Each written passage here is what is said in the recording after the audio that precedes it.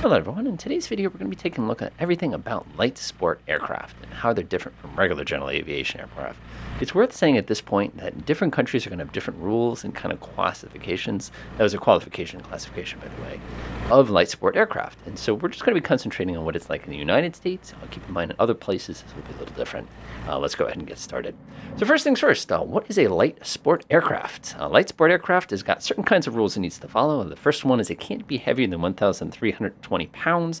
If you actually pop over to the fuel list real quickly, you'll probably notice that my gross weight maximum is 1,323 pounds. The reason we get this extra 3 pounds, by the way, is on account of the fact that, when you start the plane up, you're going to burn a little bit of fuel to get to the takeoff point. So theoretically, that's 3 pounds of fuel. Another thing you're going to notice about this plane right away is the fact it seats two. You simply cannot seat more than that as far as aircraft goes. You have to have a stall speed of no slower than 45 knots. And if you actually look here, our stall speed is a whopping 46. So this is a great example. The other rule that they say is you can't have more than a calibrated airspeed of 120 knots. Now, if you look, it's literally 120 knots. So this aircraft is the definition of a light sport aircraft as far as this. We have one engine. We're not allowed to have more than that. We have a fixed pitch propeller. You can have ground adjustable, but this particular one is just regular old fixed pitch. We are an unpressurized cabin. As a matter of fact, I'm kind of surprised we're even flying with the doors on today. We actually went to a fly-in recently, and they had one of these exact aircraft, and it didn't even have the doors on it, which made sense given that it's relatively warm this time. The last little piece you have to have is you have to have fixed pitch landing gear here. So you can see it kind of hanging off the bottom here. They're just regular old fixed pitch. Nothing too crazy there. Yeah, bubbled up on a little bit too.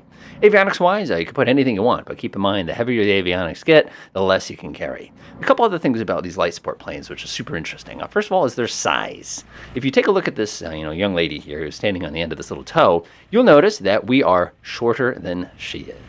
You simply cannot realize how tiny these airplanes really are until you stand up next to one. Now, when you sit into the plane, go thunk, and just kind of go, oh, I'm in the plane, cool. You look around, you're like, oh, there's not a lot of body work here. Then you look down, you realize the seats are part of the floor. It's not even that you sit up. You sit on the floor of this particular. Notice we've got a little stick here, and you can actually take a look at our throttle controls. Notice you're allowed to. This would actually be a no-go traditionally. You're supposed to have a fixed pitch prop, but that's okay.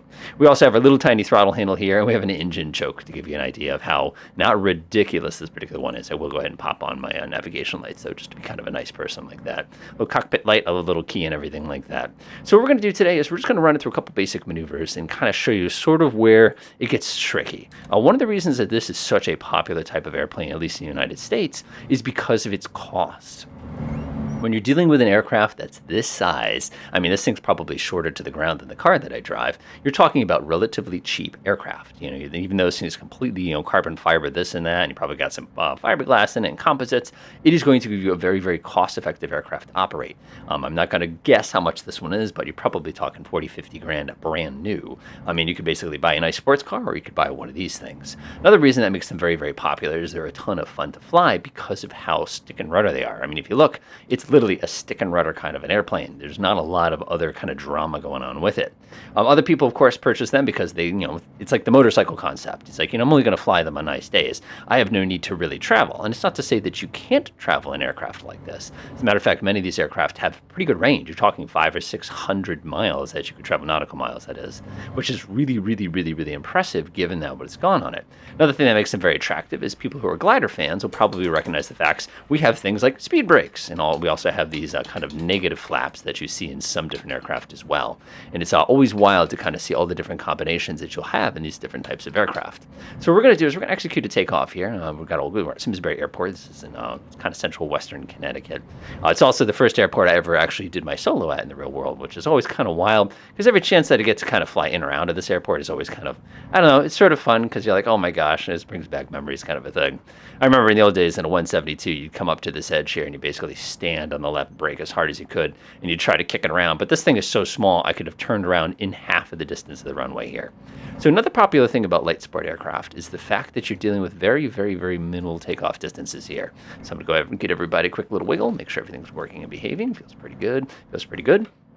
We also, if you take a look, we have negative flaps. Now we'll talk about negative flaps once you get airborne here. But one thing I will do is I'll make sure my flaps are set correctly. So that should put me right there. That should be the correct flap position. Right there. Perfect. All right, let's hit it. So go ahead and give this thing full power, full RPM. We're not going to get a lot of drama, and we're also not going to get a lot of get up and go here. Because remember, we're only 1,300 pounds. We're about half the weight of a typical sedan. So we're going to get up to the white zone. We're going to give this thing a little tiny tug, and we are airborne effortlessly. You can see that as far as my 2,200 feet go here, it didn't take much of that. It took probably about 500-600 feet. So pretty typical for a general aviation plane.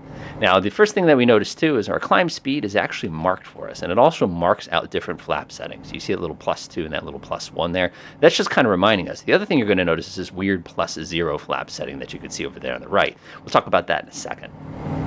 So let's get a little tiny bit of altitude underneath you. We have the brand new sim update here, so they got that fancy DLSS. The only thing I can tell you about the DLSS is it makes everything look blurry if you don't look at it directly. I know somebody had a pretty funny comment about that. It's like basically taking the glasses off. Oh, we have DLSS. It's just kind of one of those things.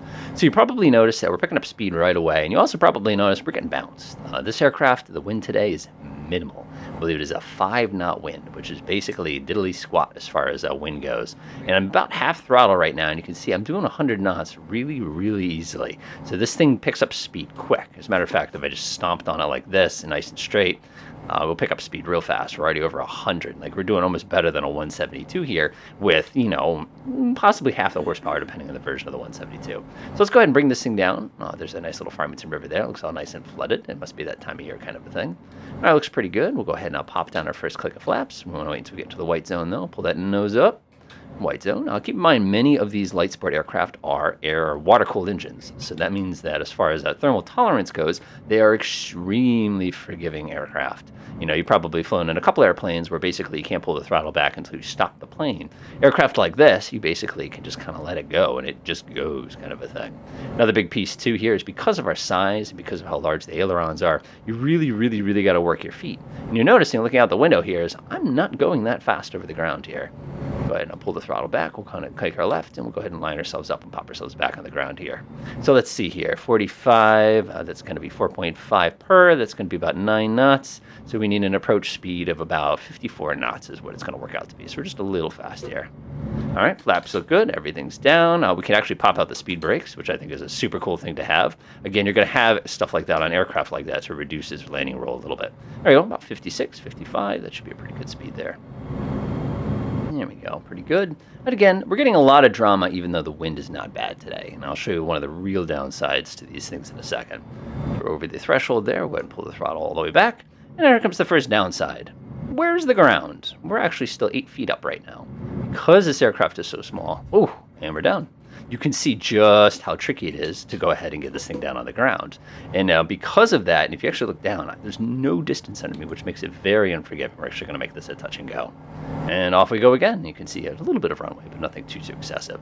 Now, one of the things I mentioned before that's common on all light sports is they tend to have what they call negative flaps or positive flaps, depending on how you want to look at it. And that simply means that the flaps don't just go down, they also go up. So you're saying, oh, wait, why is that a thing? The reason it's a thing is because the shape of the wing is basically optimized for certain types of speeds.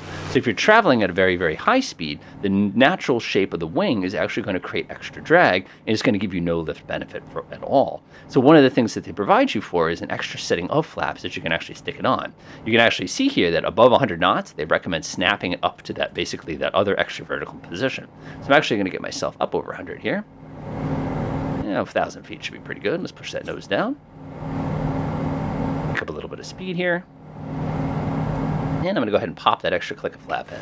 You're probably not going to see this easily, but what you're doing is you're actually taking the bend out of the wing. So see how the flap is now the wrong, or not the wrong direction, it's the other direction. But in doing so, you've now taken this wing, which if you look is really, really, really at a high angle of incidence. You've basically flattened it a little bit in order to make it take up less drag. Now I'm sitting here stomping on the gas pretty hard here. I'm absolutely maximum everything on this aircraft. And you can see I'm absolutely peaking it on the RPM here. You're supposed to be at 55 is supposed to be the manufacturer's recommended. So we'll bring it down just a tiny bit. But we're getting about 110. So we're about equally as fast as the Cessna 172. But at the same time as we're burning significantly less fuel while we're traveling pretty comfortably. And again, we can take off and land anywhere. Now, what's kind of the big downside of the LSA? Well, in the United States, like I was mentioning before, you can actually get a special kind of license to operate these particular airplanes. That special license grants you the ability to operate these within 50 miles of where you took off from. The other problem with an LSA, and again, light sport aircraft, is the fact that you're going to be limited as far as avionics goes. There's no, theoretically, we could probably do something IFR with this aircraft. I don't know necessarily that I'd recommend it. It's not to say you can't. It's just to say that many of these will not be rated for IFR flying. Another thing that will happen on a lot of these LSAs is they won't be allowed to operate any sort of situation where you need to have advanced air traffic control. Like they wouldn't be allowed to operate inside like a Class C airspace or something, or even a Class B. Fortunately for us, or unfortunately for us, there actually is a Class C airspace right there. That's Bradley International. If we went down to, say, New York City, for example, they're probably not going to take too kindly on us flying this aircraft in here. So what I'm going to do is I'm also going to show you probably the worst part about an LSA, and that's its extreme crosswind limitation.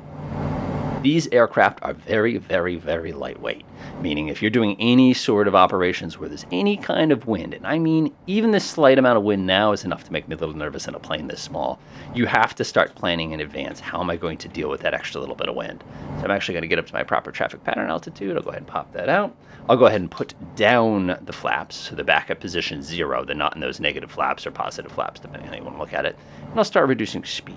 So what I'm going to do now is I'm going to go ahead and just get back up to my traffic pattern altitude, suck a little bit of energy out of this airplane. There we go. Now we're at a nice speed. Perfect.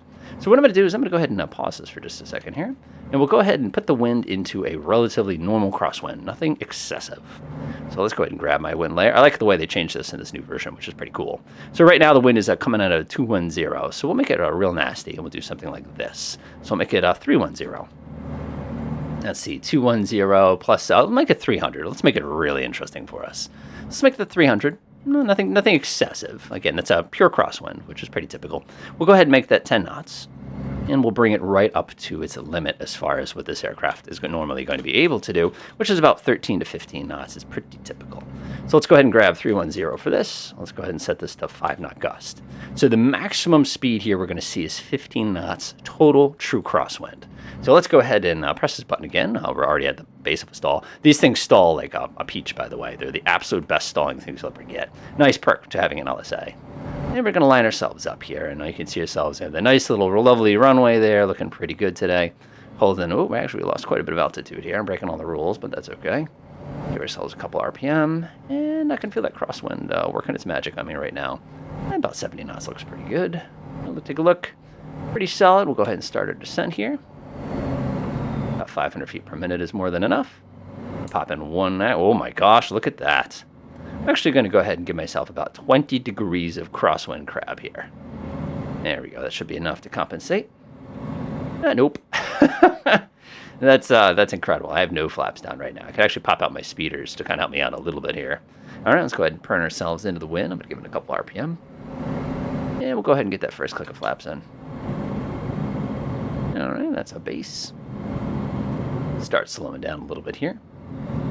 We're going to have to be 15, 15, 40. Yeah, let's call it, we'll come a little bit closer, about 60 knots this time. I think that should give us a slightly more control here.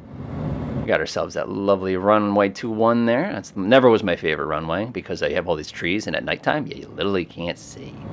All right, come on, pull ourselves to final. Remember, the wind's going to be coming out of the right side of the aircraft here. 500. There we are. And there's our lovely runway. All right, let's begin. So what we're going to want to do is we're going to put our right wing down, and we're going to push our left foot forward. And we're going to hold about 60. So as you can see, oh my gosh. Okay. It's making me a little nervous. I am really hoping I don't smack the propeller on the ground here. Oh, getting a little sinky. Oh boy. This is the rated crosswind for this aircraft. Oh my gosh. I actually had to move the controls like far that time. For the left foot. Oh my gosh. All right, cut the power. Oh. Okay. Right wing. Right wing. Whoa. Oh my gosh. Brakes. Whoa. You couldn't see my footwork there, but you got to imagine how aggressive that just was. We're here. This is why I wish they had an instant replay. So the real reason I put this video together is to answer kind of a question that somebody was asking a little while ago. They said, is it worthwhile to do your flight training in a light sport aircraft? And the answer I have to that question is it's always easy to go from a highly maneuverable, very forgiving plane like this up to something, or is it going to be better to go from something that's a little less maneuverable, a little more solid, a little bit more stable, down to this? In my opinion, it's better to start with a bigger, heavier plane that's going to be more capable and more likely like a plane that you're going to travel cross country. A plane like this, I would never in the universe fly this plane on this weather day. Even though it's completely within rights and it doesn't look that bad, that was a nightmare and it's incredibly, incredibly dangerous. So I don't think you'd benefit as a learning pilot actually flying something this small and this sensitive. It's kind of another way to think about it is why would you fly well, I should say not fly, why would you learn on a motorcycle instead of learning on a car? And you've got fast efficiency, but you've also got significantly less safe. Other than that, I recommend checking these things out. They're a blast in VR, but I probably wouldn't try to operate them on VATSIM and an IFR tracker pattern. Not going to go so well. Enjoy.